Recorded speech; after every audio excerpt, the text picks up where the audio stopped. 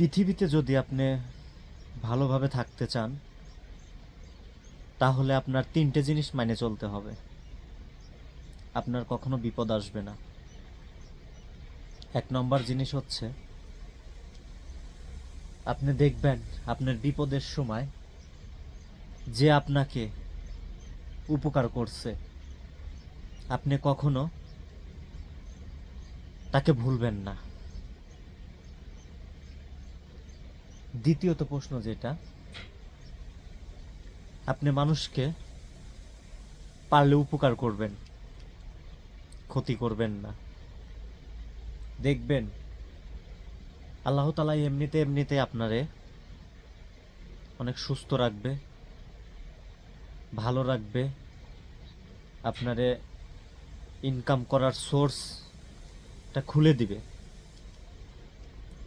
তৃতীয় প্রশ্ন যেটা, এটা অনেক মানুষই করে, আবার কিছু মানুষ এটাকে ঘৃণা করে।